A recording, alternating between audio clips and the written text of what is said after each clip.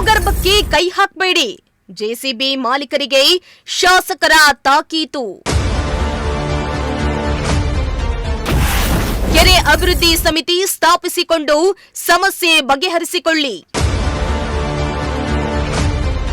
ಕೆರೆ ಕಟ್ಟೆಗಳಲ್ಲಿ ತಮ್ಮ ಹೊಲ ತೋಟಗಳಿಗೆ ಗ್ರಾಮಸ್ಥರು, ಜೆಸಿಬಿ, ಟ್ರ್ಯಾಕ್ಟರ್ ಮಾಲೀಕರುಗಳು ಸೇರಿ ಕೆರೆ ಅಭಿವೃದ್ಧಿ ಸಮಿತಿಯನ್ನ ಮಾಡಿಕೊಳ್ಳಿ. ಆ ಮೂಲಕ ರೈತರು ಕಾನೂನು ರೀತಿಯಲ್ಲಿ ವೈಜ್ಞಾನಿಕವಾಗಿ ಎಷ್ಟು ಮಣ್ಣನ್ನ ತೆಗಿಬೇಕೆಂಬುದನ್ನ ಆ ಸಮಿತಿಯೊಂದಿಗೆ ಇಲಾಖೆಯ ಅಧಿಕಾರಿಗಳ ಮಾರ್ಗದರ್ಶನದೊಂದಿಗೆ ತೀರ್ಮಾನ ಮಾಡಿ. ಕಾನೂನು ರೀತಿಯಲ್ಲಿ ಕೆರೆಯ ಹೂಳು ಮಣ್ಣನ್ನ ಹೊಡೆದುಕೊಳ್ಳಿ ಎಂದು ಶಾಸಕ ಸಿಬಿ ಸುರೇಶ್ ಬಾಬು ಚಿಕ್ಕನಾಯಕನಹಳ್ಳಿಯಲ್ಲಿ ಸಲಹೆ ನೀಡಿದ್ರು.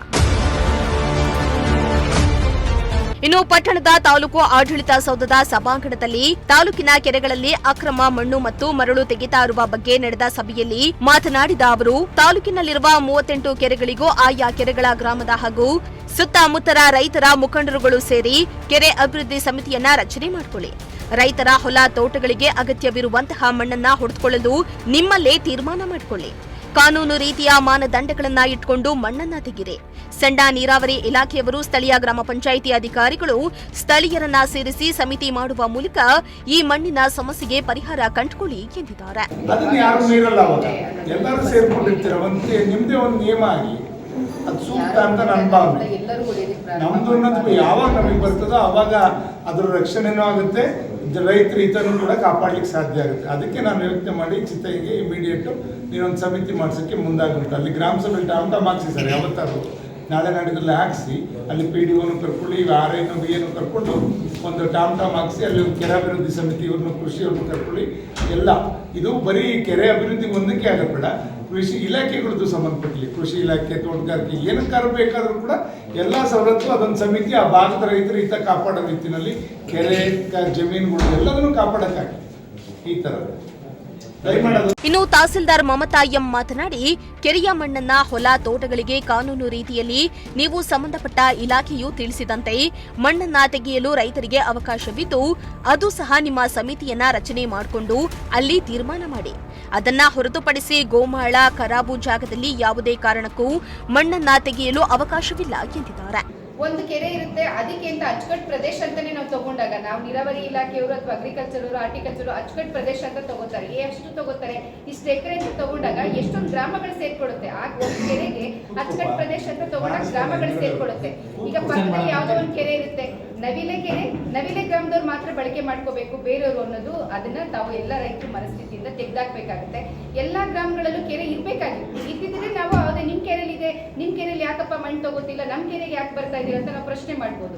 ಎಷ್ಟೋ ಗ್ರಾಮಗಳಲ್ಲಿ ಕೆರೆಗಳೇ ಇಲ್ಲ ಅಂದಾಗ ಎಲ್ಲಿ ಆಜು ಬಾಜಲ್ಲಿ ಇರುತ್ತೆ, ಅಕ್ಕಪಕ್ಕದಲ್ಲಿ ಇರುತ್ತೆ, ಅಲ್ಲಿಗೆ ರೈತರು ಬರ್ಬೇಕಾಗುತ್ತೆ. ಸೊ ಹಾಗಾಗಿ ರೈತರುಗಳು ದೊಡ್ಡ ಮನ್ಸು ಮಾಡ್ಬೇಕಾಗುತ್ತೆ.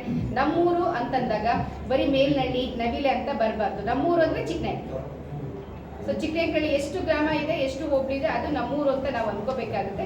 ಅದು ನೀವು ರೈತರು ಅದಕ್ಕೋಸ್ಕರ ಹೇಳ್ತಿರೋದು, ಸರ್ ಹೇಳ್ತಾ ಇರೋದು, ಒಂದು ಸಮಿತಿ ಮಾಡಿದ್ರೆ ಸಮಿತಿಲಿ ನೀವು ಚರ್ಚೆ ಮಾಡಿ ನಿರ್ಧಾರ ಮಾಡಬಹುದು. ಇನ್ನು ಈ ಸಂದರ್ಭದಲ್ಲಿ ಗಣಿ ಮತ್ತು ಭೂ ವಿಜ್ಞಾನ ಇಲಾಖೆಯ ಭೂ ವಿಜ್ಞಾನಿ ರೇಷ್ಮಾ ಬಾನು ಮಾತನಾಡಿ, ಯಾವುದೇ ವಾಣಿಜ್ಯ ಉದ್ದೇಶಗಳಿಗೆ ಮಣ್ಣನ್ನ ಹೊಡೆದುಕೊಳ್ಳಲು ಇಲಾಖೆಯ ಅನುಮತಿಯನ್ನ ಪಡಿಬೇಕು, ಸ್ಥಳೀಯ ಆಡಳಿತದ ಅನುಮತಿಯನ್ನ ಪಡಿಬೇಕು ಎಂದಿದ್ದಾರೆ.